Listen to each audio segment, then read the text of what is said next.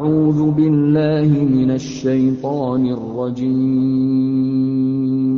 بسم الله الرحمن الرحيم Bismillahirrahmanirrahim. Assalamualaikum warahmatullahi wabarakatuh. Alhamdulillahirabbil alamin. Assalatu wassalamu ala asyrafil anbiya'i wal mursalin wa ala alihi washabihi ajmain. Rabbi shrah li sadri wa yassir li amri wahlul 'uqdatam min lisani yafqahu qawli.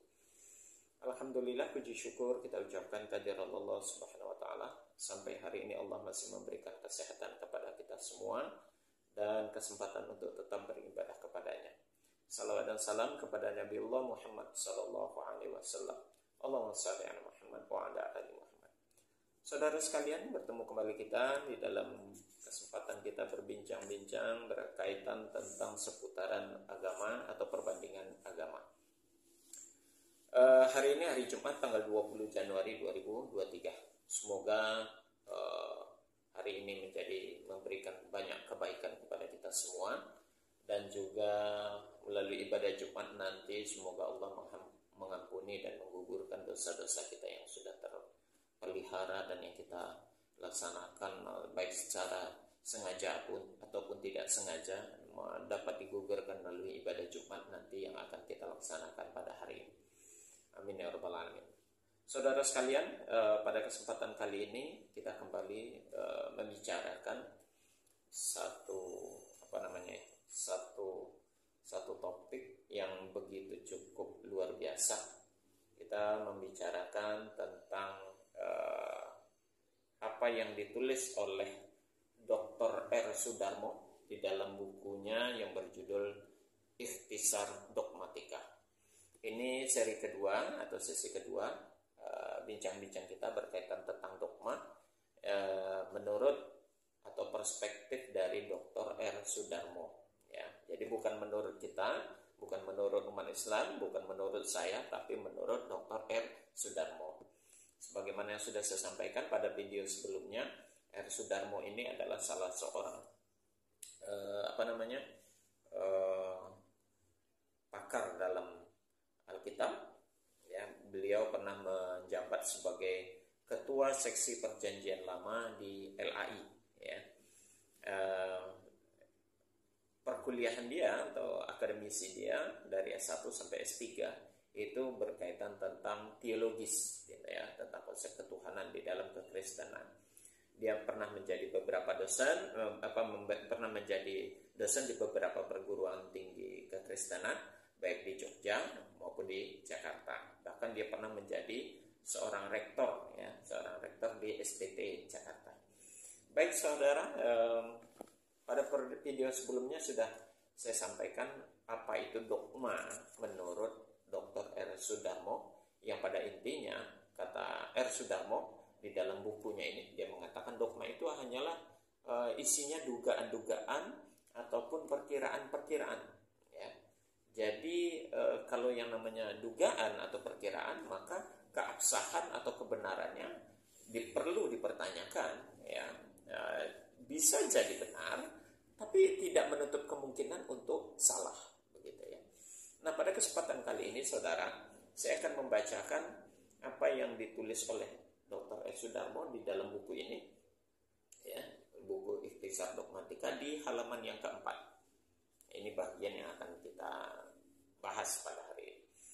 Bunyinya begini, saudara, apa yang dituangkan oleh Dr. R. Sudarmo dalam buku ini. Dogma seharusnya berasal hanya dari firman Tuhan. Itu penekanan pertama. Dogma seharusnya hanya berasal dari firman Tuhan dan tidak boleh ada, ya, dari sumber yang lainnya. Disinilah letak perbedaan pendapat Dr. R. Sudarmo dengan ajaran gereja. Dia mengatakan begini.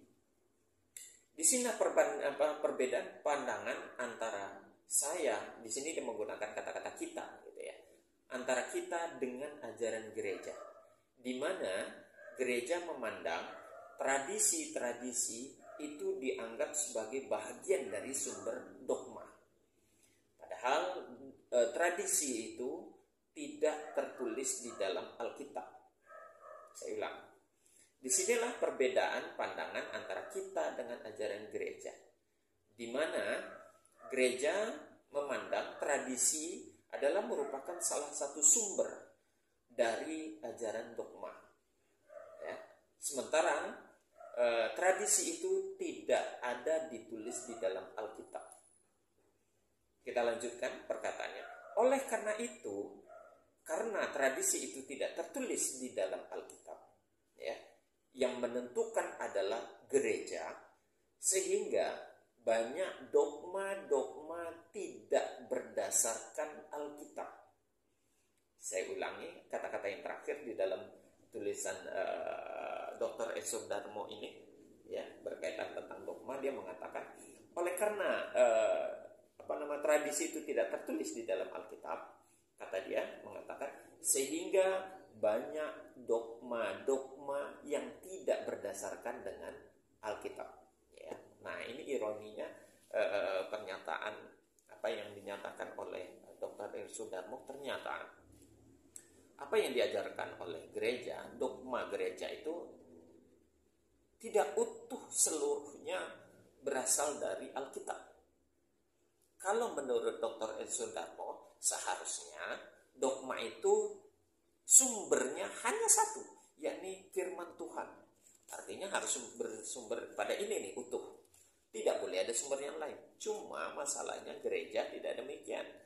Gereja menganggap tradisi yang tidak tertulis di dalam Alkitab juga sebagai sumber, sehingga mengakibatkan, kata Esur Darmo, dogma-dogma yang diajarkan oleh gereja itu banyak yang tidak berdasarkan Alkitab.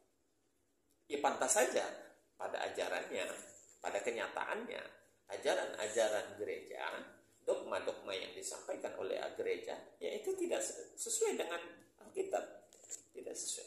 Contoh yang mudah saja, saudara. Di sini salah satu contohnya yang dikatakan oleh Dr. Esur Darmo di dalam halaman 4 ini, contohnya adalah tentang Bunda Maria dan tentang ketuhanan Yesus. Dua poin utama dalam iman kekristenan. Pertama tentang Bunda Maria, itu ternyata tidak sesuai dengan Alkitab. Tidak sesuai dengan Alkitab. Keberadaan Bunda Maria sebagai, kalau di Protestan ya, kalau saya tidak salah, salah satu keyakinannya Bunda Maria itu adalah di Katolik ya, sebagai sosok yang disucikan begitu ya. Sedangkan di dalam Alkitab sosok Bunda Maria itu tidak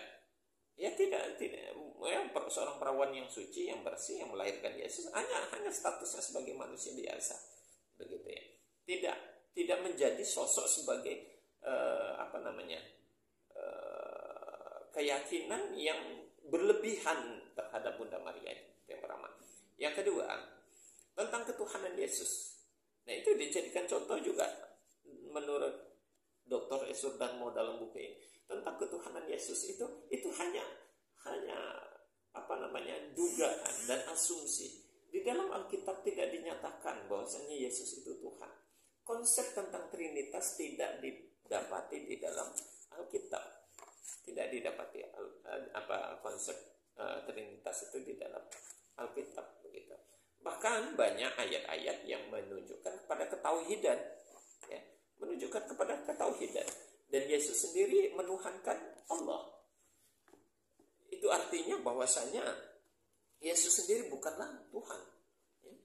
Yesus bukanlah Tuhan dan dia tidak pernah menuhankan dirinya, menyatakan dirinya sebagai Tuhan. Nah, itu salah satu contoh yang dinyatakan oleh Dr. Esur Darmo, bahwasanya keberadaan Yesus ya,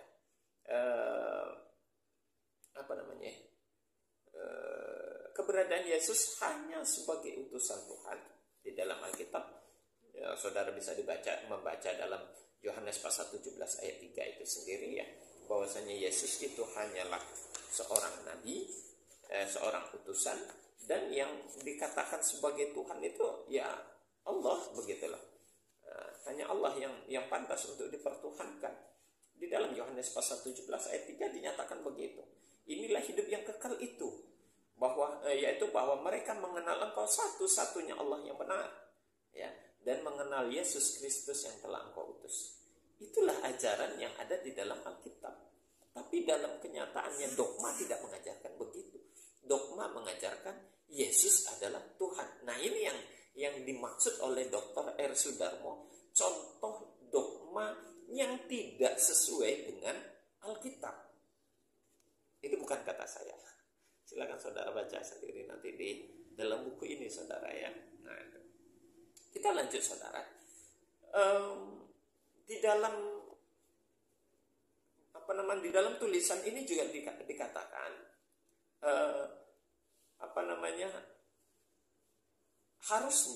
seharusnya gitu ya, orang-orang Kristen, orang-orang umat Kristiani seharusnya menggunakan akal, ya.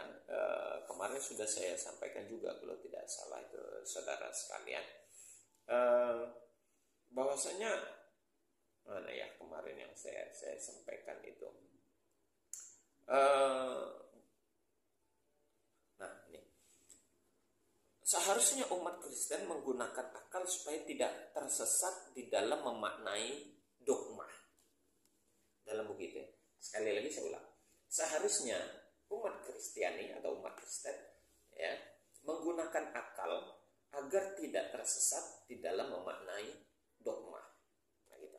Karena memang seperti yang saya sampaikan tadi di dalam buku ini, Dr. Sudarmo mengatakan karena banyak dogma-dogma itu yang tidak sesuai dengan ajaran Alkitab. Ini menjadi permasalahan. Maka pantas ada salah seorang pendeta Yo, saudara, itu silakan nanti cari di YouTube, saudara. Dia sendiri mengatakan agama ini, maksudnya agama Kristen itu lucu. Apa yang ada di dalam Alkitab, tapi itu tidak dilaksanakan, gitu. Tidak melaksanakan apa dalam kitabnya. Ini videonya, pernyataannya, boleh sama-sama kita dengarkan baik-baik. Ya. Nah, kembali ke tadi, ke tentang buku petunjuk. Ya, kita hari ini kalau ngomongin agama, tentunya kita balik lagi ke kitab sucinya. Ya, betul. Ya, kita kembali ke kitab sucinya. Ya. Nah, ketika ada di Kristen itu saya sering merenung. Ini agama paling lucu. Semua yang ada tertulis di kitabnya tidak ada satupun yang dilakuin. Oh. Nah, saudara, seorang pendeta, ya sekarang beliau sudah mualaf. Dalam beberapa waktu yang lalu beliau sudah mualaf dan menyatakan dengan jelas dan tegas bahwasanya kekristenan tidak melaksanakan dan tidak menjalankan Alkitabnya. Jadi apa yang di dalam Alkitab justru tidak dilaksanakan. Karena itu tadi, seperti apa yang dikatakan oleh Dr. Sudarmo di sini, bahwasanya dogma itu tidak sesuai dengan Alkitab. Sehingga banyak dogma-dogma yang tidak berdasarkan Alkitab. Inilah yang dilaksanakan oleh saudara-saudara kita yang beragama Kristen, menjalankan sesuatu yang tidak sesuai dengan ini Bible-nya sendiri. Sangat ironi dan sangat disayangkan. Jadi, saya sarankan kepada saudara-saudaraku yang beragama Kristen perlu memiliki buku ataupun tulisan dari Dr. R. Sudarmo ini sendiri, ya. Ini ya almarhum sudah, buku ini pertama sekali terbit seperti yang saya sampaikan pada video sebelumnya tahun 1965. Jadi buku ini sangat tua. Ini buku yang cetakan ke-19, saudara, yang ada di tangan saya ini, yang dicetak pada tahun 2015. Nah, jadi intinya, saudara, apa yang disampaikan oleh Dr. R. Sudarmo berkaitan dengan dogma, ya, seharusnya dogma yang dilaksanakan oleh gereja itu tidak boleh bersumber selain daripada firman Tuhan, harusnya. Ya, jadi karena ketika itu tidak bersumber pada firman Tuhan, maka banyak dogma-dogma yang tidak berdasarkan kepada Alkitab. Artinya, ajaran-ajaran yang dianjurkan oleh Alkitab tidak sesuai atau tidak dilaksanakan dalam ajaran-ajaran yang dianjurkan di dalam dogma itu sendiri atau oleh gereja. Ya, banyak sih sebetulnya, banyak. Yesus mengajarkan tauhid, sementara dogmanya mengajarkan Trinitas, ya. Yesus mengaku dirinya sebagai utusan, ya, dalam Yohanes pasal 17 ayat 3 tadi. Dogma mengajarkan, menjelaskan Yesus adalah Tuhan, ya. Kemudian apalagi, Yesus ada sholat di dalam Alkitab, itu gerakan-gerakan sholat begitu banyak, ya, cara ibadah Yesus seperti umat Islam banyak, tapi malah tidak melaksanakan, dalam dogma tidak melaksanakan. Yesus mengharamkan babi, dogma mengajarkan malah menghalalkan babi. Yesus atau Alkitab mengharamkan khamar, malah di dalam pelaksanaan salah satu pelaksanaan ibadah, ya, di kekristenan dengan istilah ekaristi itu menghadirkan anggur, wine, ya, dan minuman beralkohol lainnya sebagai pengganti darah Yesus. Ya banyak dan banyak yang lainnya begitu, dan banyak yang lainnya. Yeremia pasal dan banyak ibadah lainnya, ya. Yeremia pasal 36 ayat 9 tentang berpuasa, malah tidak dilaksanakan ibadah puasa itu. Dan banyak lainnya. Yesus khitan, Alkitab mengajarkan, menjelaskan bahwasanya Yesus khitan, malah dibantah dan dogma tidak mengajarkan itu. Dan banyak yang lainnya, saudara. Nah, itu yang dimaksud apa yang dinyatakan oleh Dr. R. Sudarmo, bahwasanya dogma itu tidak sesuai dengan Alkitab. Demikian, saudara, semoga ini bermanfaat. Terlebih dan terkurang mohon maaf yang sebesar-besarnya. Khilaf dan salah juga mohon maaf yang sebesar-besarnya. Kita akhiri dengan kafaratul majelis. Subhanakallahumma wa bihamdik, asyhadu an la ilaha illa anta, astaghfiruka wa atubu ilaik. Assalamualaikum warahmatullahi wabarakatuh.